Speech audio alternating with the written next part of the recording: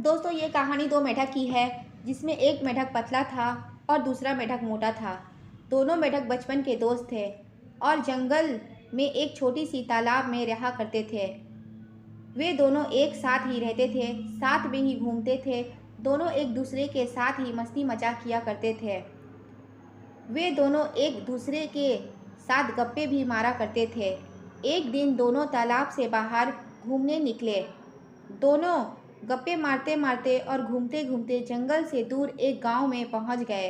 वहां उन दोनों ने देखा कि एक ग्वाला अपने गाय से दूध निकाल रहा था। उन दोनों ने कभी भी ऐसा दूध निकालते हुए नहीं देखा था। वे दोनों सोचने लगे कि ये क्या सफ़ेद चीज़ है। वे लोग आज से पहले कभी भी ये नहीं देखा था। उन्होंने तो केवल जंगल में तालाब का गंदा पानी ही देखा था। जब ग्वाला दूध निकालकर एक बड़ी सी बाल्टी में दूध को डालकर चला जाता है, तब वे दोनों सोचने लगते हैं कि ये सफ़ेद पानी में तैरने का मज़ा ही कुछ और होगा। और फिर थोड़ी देर डिसाइड करने के बाद दोनों ने उस दूध की बाल्टी में एक साथ छलांग लगा दिया। उसमें जाकर दोनों ने देखा कि अरे वाह, सफ़ेद पानी! आज से पहले हमने ऐसा पानी कभी भी नहीं देखी है। और मस्ती करने लग जाते हैं। मस्ती करना तो उन्हें पहले से ही पसंद था ही। वे दोनों खूब मस्ती करने लगते हैं। कभी गोते मारते हैं तो कभी ऊपर उठकर तैरते हैं। खूब उछल कूद मस्ती करने के बाद खूब वे जो मोटा वाला मेढक होता है वो अब थक चुका होता है। वो अपने दोस्त पतले वाले मेढक को बोलता है, अरे यार, अब बस बहुत हुआ, अब हमें घर चलना चाहिए। तभी वो पतला वाला मेढक बोलता है, हाँ यार, अब हमें घर चलना चाहिए। अब वे दोनों बाल्टी से बाहर निकलने के लिए छलांग लगाने की कोशिश करते हैं, लेकिन बाल्टी बहुत बड़ी होने के कारण वे बाहर नहीं निकल पाते हैं। अब वे दोनों बाल्टी के किनारों से छलांग लगाना चाहते हैं, लेकिन वे देखते हैं कि वहाँ बहुत ही ज़्यादा फिसलन है। वे लोग जब भी छलांग लगाने की कोशिश करते हैं, उनके पैर फिसल जाते हैं। वे बाहर नहीं निकल पाते हैं। वे बहुत कोशिश करते हैं, लेकिन बाहर नहीं निकल पाते हैं। कभी वो बाल्टी के बीच से तो कभी वो बाल्टी के किनारे से निकलने की कोशिश करते हैं, लेकिन वो बाहर नहीं निकल पाते हैं। तभी वो पतला वाला मेढक बोलता है, देख भाई, हमें बाहर तो निकलना है। किसी भी हाल में हमें हार नहीं माननी है। हमें तैरते ही रहना है। शायद कोई आए और हमें बाहर निकाल दे। मोटा वाला मेढक पतले वाले मेढक की बात मान लेता है और फिर दोनों तैरने लगते हैं।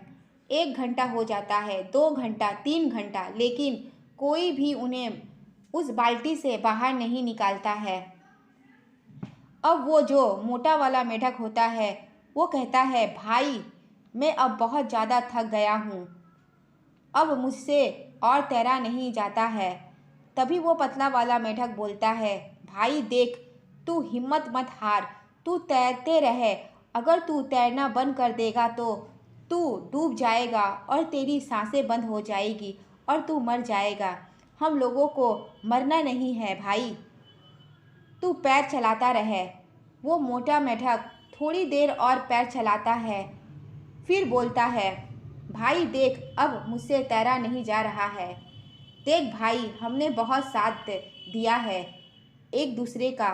हम दोनों बचपन के दोस्त हैं। एक साथ बड़े हुए, एक साथ खेले, साथ में मस्ती मजाक की, साथ हंसी ठिठोली की, एक साथ हमेशा रहे हैं। लेकिन भाई, आज मुझे ऐसा लगता है का यार सब आज उसकी आंखों के खत्म सामने होने डूब कर वाला मर है। गया था। आज हो सकता है कि ये मेरी ज़िंदगी का आखिरी दिन है।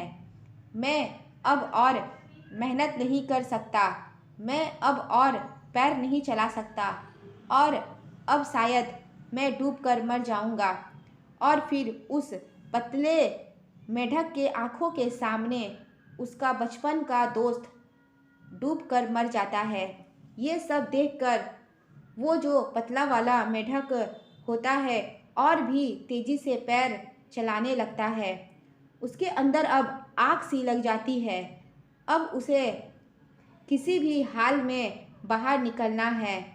वो सोचता है कि अब मुझे हार नहीं मानना है, मुझे कैसे भी करके इस बाल्टी से बाहर निकलना है। अगर मैं आज हार मान लेता हूँ तो मैं भी डूब कर मर जाऊँगा। उसके आंखों से आंसू निकल रहे हैं और वो और जोर और तेज और तेज और तेज से पैर चलाने लगता है। दोस्तों, हम सब जानते हैं कि दूध को बहुत देर तक चलाया जाए तो उसमें से मक्खन बाहर आने लगता है, और बिल्कुल ऐसा ही हुआ, क्योंकि बहुत घंटों से वे दोनों मेंढक उस दूध में अपना पैर चला रहे होते हैं। तो उस दूध से मक्खन बाहर आने लगता है। साथ ही कुछ घंटों से रखे रहने से दूध कुछ जमने भी लगता है। दूध के जमने और मक्खन के बाहर आ जाने से मेढक देखता है कि दूध थोड़ा गाढ़ा होने लगा है। वो अब पहले जैसा ना रहा है।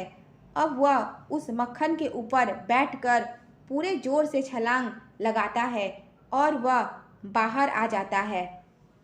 बाल्टी से बाहर आने के बाद कुछ देर तक तो उसे कुछ भी समझ नहीं आता है कि आखिर आज उसके साथ क्या हुआ।